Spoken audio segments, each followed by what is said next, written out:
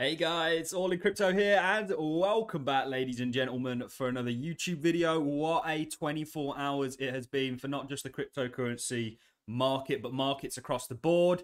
What we're going to be doing in this video is unraveling some of that. We are going to be getting into a number of things. I'm going to be bringing up the yield curve because I still do not believe that we have had the fallout from this most recent yield curve. This started, of course, with the invasion of Ukraine and has now gone extremely inverted, showing a huge vote of no confidence for the US economy. This is kind of almost like a voting mechanism or a confidence indicator. And every single time we've had one of these yield curves, we have gone into a pretty dark period. You know, we've had some sort of a crash in the markets. I still don't think we've had that crash. Forget interest rate hikes, and we are going to talk about that in this video, so it sounds rather contradictory in the kind of trajectory of that and how that's going to affect markets. For me, I think there's real risk to some sort of a March 2020 event or some sort of a capitulation event taking place. That's really what I'm sort of more worried about, more so than this kind of continuous drain of liquidity as the Fed continues and did yesterday to up interest rates and drain liquidity in that manner. And also we have inflation taking liquidity from retail as they have to make those bill payments and food payments and so on and so forth. You know, you don't want to be investing in an asset that people are willing to sell to make payments. You know, crypto, in my opinion, is exactly that. We had a huge retail participants from March 2020 onwards as we saw the rollout of furlough schemes, certainly in many of your big nations. You know, we had a lot of money printed to support this. Of course, it found its way into markets. We're in the adverse of that, and you've got to expect markets to do the adverse of what they did. Very simple for us. So we are going to be talking about the yield curve. You guys will know that really I've been mentioning this since the start of the year when we first went inverted, and I said, look, this is not a good time. You know, something is coming. People, the argument to this was, okay, well, it can take 2 years for something to happen. You don't want to be out of the markets for 2 years. And I think there is very much danger to being sidelined. It's why we still maintain a little bit of crypto exposure. But at the same time, there's also huge danger to just, you know, going off a 2-year benchmark, even though the one that we had in 2019 only took 6 months until we had the March 2020 crash. I don't think it's going to be too long before we have this other capitulation. And things seem to be heating up over with the whole Russia-Ukraine situation. So I think there's real risk. Technically, you guys know that we've been pointing out this head and shoulders. Before we had even formed this right shoulder is what we're calling it. Do you get some sort of a double peak like you had over here? We spoke about the fact that quite a lot of market technicians would essentially say that you need symmetry within your shoulders. Gives the pattern more confluence that it's going to play out. Although I would argue that you don't really need symmetry. I've seen many weird and wonderful head and shoulders actually take place. As long as the sort of basic structures there, you have your left, your head, albeit a complex head in this case, and your right shoulder, you are looking for that downside. We do still think Bitcoin's coming down to 14K. We've always said it's just how you get there. Doesn't mean it goes down in a straight line. Yesterday could have been a catalyst for that. It was, and then it wasn't. And we'll look at yesterday's price action because as somebody that trades this market, let me tell you, yesterday was a hard trading it. We made no money yesterday at all. We were up marginally for the week. But in terms of yesterday, it was just it's a no-go. You know, it wasn't even worth trading. You get all these people that reckon they caught it one way or the other, but both longs and shorts got wrecked. I know some amazing traders that I speak to daily, and they were very much on board with me in the fact that this was a very hard day. I mean, look at this price. Look at this wick for starters. I don't know the last time Bitcoin had one of these wicks.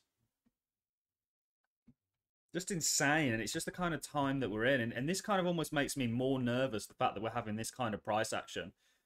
What I want to do though quickly is get into yesterday. So the Fed actually decided they were going to do another 0.75% point and pledge more hikes to fight inflation. Jerome Powell is getting tough and he is ready to rumble. The Federal Reserve raised benchmark interest rates by another 0.75% point and indicated it will keep hiking well above the current levels. The central bank has been looking to bring down inflation, which is running near its highest level since the 1980s. Fed officials signaled the intent of continuing until the fund level hits terminal rate or end point of 4.6 in 2023. So they're talking now about upping interest rates to 4.6%, when in actual fact, we only had around about 3 priced in. We lost some, you know, back when markets started to rally. Mark, don't be fooled here. Bitcoin isn't moving off its own fundamental revolutionary changing the world properties. It's moving off of interest rate hikes. We've shown you this 1,000,001 times. Forget the money supply for now. We will... and we'll do it the other way around, actually. We'll pull up, is this the 30-day Fed fund? Yes, it is. We'll put that on a line chart, make it a little bit more clear, and we'll put Bitcoin over it. Look at the correlation here, guys. We can show you it, and we spoke about the euro dollars in blue. Yeah. Now, in actual fact, I would argue you're going to have your spill pretty soon. Looking at this, it wasn't until after euro dollars went down that you actually saw the spill. I think you're going to get a spill very soon for crypto, and I think that this strength is just here to sort of test people and shake them around, and that's exactly what it's doing, including myself as a day trader. Swing trader, we're still very much short. Day trader, just super hard market. I'm not going to sit here and act holier than thou and like I managed to perfectly trade yesterday. For me, I use leverage when I trade. I find it just simply impossible to use any kind of leverage in that style of a market. The risk is just too high, even if the reward is as well, for me to be interested. So the Fed are going to continue to march. This is insane just how much it has gone up. I actually didn't even think they'd get above 2.5%. And I think that was based on the fact that back in 2019, they nearly blew up the repo market, which is essentially just means how intrabanks in America lend to one another. It was clogged up because of liquidity. Thought a similar thing would happen. There is huge amounts of liquidity getting taken off the table. And we can really see this most notably in the dollar. The dollar had an epic day yesterday. And now is selling off after a significant run. The thing that people don't realize with the dollar, though, which kind of makes me think, is you are running into your 2000s high here.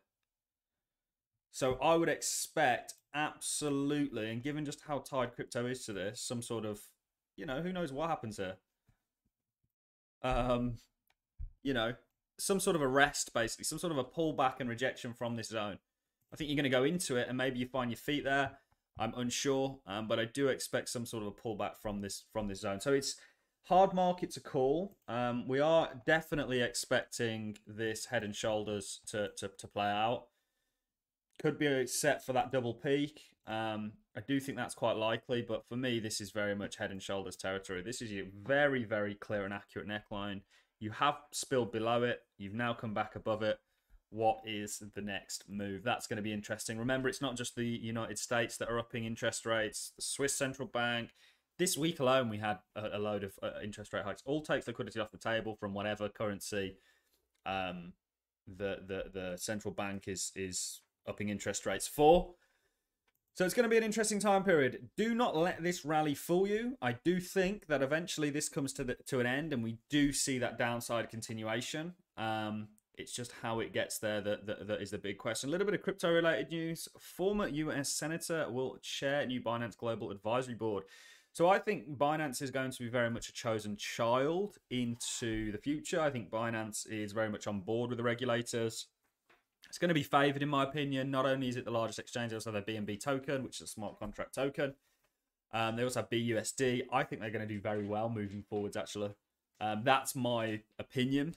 And this is another kind of tick going for them.